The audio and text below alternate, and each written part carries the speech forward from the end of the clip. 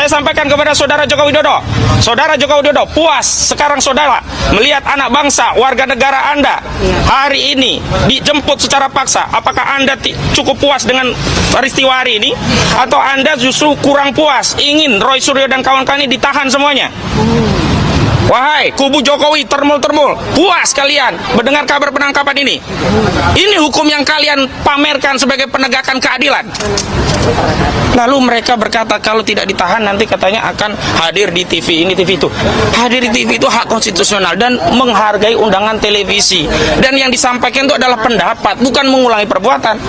Kalau esensinya dia tidak bisa melawan pendapat, tidak kuat melawan argumentasi, berarti persoalnya bukan adanya kejahatan yang dilakukan berulang, tetapi tidak adanya kemampuan untuk melawan argumentasi para Yusril di ruang publik yang menyebabkan mereka mengambil upaya represi.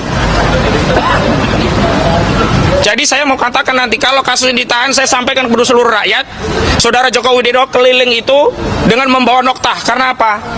Kalau sampai ditahan berarti saudara Joko Widodo itu adalah orang yang sedang mengkampanyekan sebuah partai yang dipimpin anaknya, saya sebut PSI, tapi pada saat yang bersamaan dia zalim kepada rakyatnya yang 10 tahun pernah dipimpinnya. Dan kepada pemimpin-pemimpin yang zalim seperti ini tidak ada satupun alasan untuk kita memberikan dukungan apalagi pembelaan.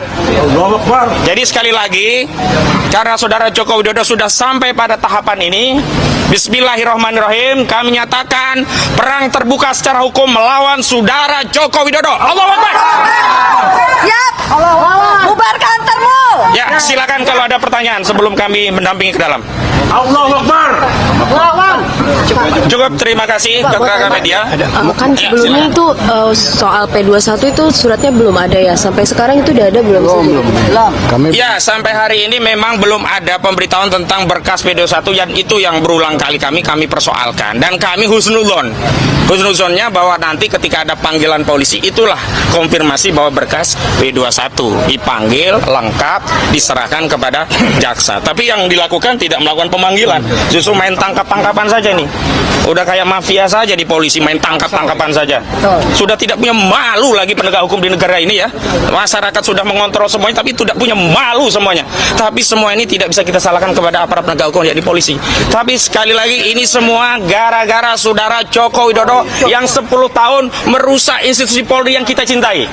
Merusak bapak-bapak polisi yang banyak yang bersih di dalamnya. Banyak ya bapak-bapak polisi itu yang jujur, yang seperti Pak Hugeng, yang seperti Pak Ugroseno, tetapi di era Joko Widodo 10 tahun dirusak oleh Joko Widodo. Kapolri tidak urut kacang, tidak lagi melihatkan apa pertimbangan dari Wanjakti, tidak ada lagi ya hal-hal yang berkaitan dengan norma dan aturan, semua dibypass. Asal loyal kepada Joko Widodo maka dia bisa jadi Kapolri, dan inilah rusaknya institusi Polri di penegakan hukum itu gara-gara saudara Joko Widodo. Oke, ada lagi? Terima kasih semuanya, sampai ketemu lagi. Assalamualaikum warahmatullahi wabarakatuh. Bubarkan termul. Bubar.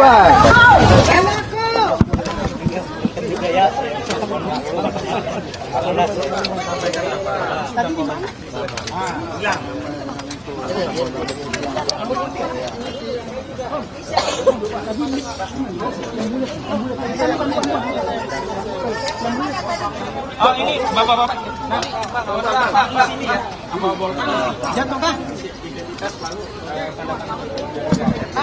Rian, agak ke tengah. Ya, hari ini kita mendampingi klien kita, Bapak Roy Suryo dan Ibu Tifa Zia Tiasuma.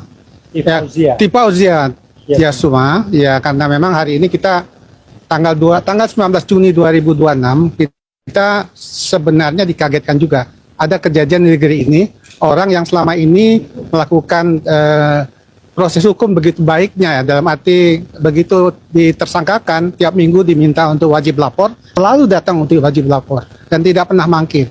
Dan pada saat ini pagi-pagi sekali beliau dikagetkan dengan datangnya petugas untuk melakukan penangkapan. Nah, tentunya selama kegiatan yang dia lakukan lebih dari setengah tahun ditersangkakan dengan wajib lapor, dia sama sekali tidak merasa seperti katakanlah permasalahan kalau orang untuk melakukan penangkapan itu adalah melarikan diri, sama sekali enggak. Kemudian menghilangkan barang bukti juga enggak. Kemudian juga menghalang-halangi juga enggak. Tapi ya itu yang saya dapatkan hari ini, mereka yang sudah lebih dari 100 tahun itu hak-hak azazinya sebagai manusia, orang-orang yang punya kemampuan lebih ya di Indonesia ini, itu hak-hak azazinya itu dibungkam. Pertama dia sudah dicekal untuk tidak bepergian ke luar negeri. Kemudian yang kedua dia wajib lapor tiap minggu. Nah ini kemudian hari ini dia dipaksa lagi untuk dilakukan pertama penangkapan, kemudian penahanan. Tapi tadi seperti disampaikan, kedua pejuang ini betul-betul tegar dalam menghadapi permasalahan ini. Mereka dengan tenang aja dan juga masuk ke rumah tahanan. Itu juga ya nggak ada rasa kelihatan ketakutan atau kekhawatiran, karena memang mereka betul-betul pejuang yang mereka anggap apa yang diperjuangkan selama ini adalah untuk demi bangsa dan negara. Saya pikir itu yang dapat saya sampaikan. Terima kasih. Terakhir ya ini dari Pak Yasena, silakan. Pak Yasena ini Kombes. Bismillahirrahmanirrahim. Asyhadu alla ilaha illallah wa asyhadu anna Muhammadar Rasulullah. Allahumma sholli ala sayyidina Muhammad wa ala ali Muhammad. Astagfirullahaladzim, astagfirullahaladzim, astagfirullahaladzim. Ini Muharram, ya. Semua kedoliman di sini akan musnah, ya. Di bulan Muharram ini ingat sejarah, ya, sejarah. Nabi Musa ditenggelamkan, Nabi Musa menenggelamkan itu terhadap Fir'aun bulan apa? Muharram. Pengikut Fir'aun banyak nggak? Banyak, sangat luar biasa. Gak apa-apa, mereka bersorak-sorak, bergembira, silahkan. Ya, intinya saya selaku lawyernya di sini sangat kecewa, luar biasa. Kenapa? Ada orang yang ditangkap seperti teroris. Kasusnya apa sih? Ya, ada nggak dia meledakkan sesuatu? Ditangkap seperti teroris, nggak boleh mandi, nggak boleh ganti baju, nggak boleh apa. Bahkan hampir diborgol. Untungnya tidak jadi diborgol. Ya, dan saya selaku lawyernya menghubungi mau bicara langsung, nggak mau. Ya, dari tim penyidiknya nggak mau ngobrol dengan kami. Ya, bahkan pasal 95 di sini, ya, ayat 3 juga mengatakan bahwa ini KUHP yang baru ya. Jadi harus ada surat perintah penangkapan itu diserahkan kepada keluarga atau diketahui oleh ketua RT RW. Ini boro-boro. Ya, seperti ada umpet-umpetan gitu. Ya, ini sangat luar biasa. Ya, kami hanya berharap sebagai hamba Tuhan yang tiada daya dan upaya, ya semoga di bulan Muharram ini ada jalan keluar, ada solusi terbaik buat bangsa dan negara. Ya, bukan hanya terkait dengan klien kami, buat bangsa dan negara. Ini kejadian di barometer hukum Negara Kesatuan Republik Indonesia. Ya, dan kalau di sini contohnya seperti ini, naudzubillahi min dzalik, di tempat lain saya tidak tahu. Karena semua akan berkiblat ke sini. Ya. Sekali lagi, saya berharap kalau memang manusia sudah tidak sanggup, la haula wala quwata illa billahil azim, kita serahkan pada Yang Maha Kuasa. Kita Ya, Bung Kojinuddin, ya, kuasa hukum Roy Suryo dan juga Dr. Tifa, atau mungkin Roy CS lah saya sebut begitu ya. Ini menyatakan perang terbuka secara hukum melawan Joko Widodo, ya, mantan Presiden Republik Indonesia ke-7, yang saya kira memang polemik ini sudah berlarut-larut, sudah lama sekali, sudah bertahun-tahun ya. Sedikit cerita bahwa saya juga menyoroti kasus ini ya, meskipun saya nggak terlalu dalam, hanya saja mengulas ya, hanya mendengar-dengar lewat media saja ya. Tapi kita masuk di baru-baru ini saja, di mana penangkapan Roy Suryo dan Dr. Tifa ini itu tanpa ada surat pemberitahuan atau tanpa ada ya aba-aba atau seterusnya. Bahkan mungkin kalau kita melihat ya, itu Roy Suryo masih mengenakan celana pendek ya, dan mungkin belum mandi juga tuh kayaknya tuh. udah ditangkap aja kan mukanya kan masih kusam gitu ya, dan seterusnya. Mungkin ada kegiatan kemudian pulang, kemudian pagi-pagi udah ditangkap, ada polisi di rumah dan seterusnya. Nah, padahal yang saya dengar dalam ya KUHP baru ya, atau KUHP baru itu ya ada pemberitahuan dulu. Ada semacam surat panggilan gitu ya, sekali dua kali, baru kalau memang tidak datang atau segala macam baru kemudian ditangkap atau dijemput paksa, kira-kira begitulah ya. Nah, sehingga ini kan kayak menimbulkan banyak dugaan lah atau kecurigaan bahwa ya ini mungkin terkesan dipaksakan. Apalagi ya ini beredar banyak ya ucapan-ucapan yang sedengar hadiah ulang tahun Jokowi katanya gitu ya, karena Pak Jokowi bertepatan atau besoknya ulang tahun ya. Saya nggak tahu tanggal berapa ulang tahun beliau tuh. Saya nggak terlalu update atau nggak terlalu ingin tahu lah ulang tahun siapa lah gitu ya.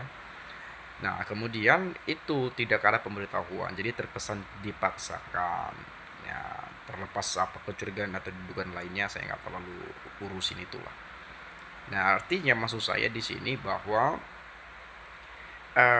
kan Dr. Tifa ya dan Roy Suryo ini kan orang-orang yang berpendidikan lah saya kira ya, bahkan mungkin S1, S2.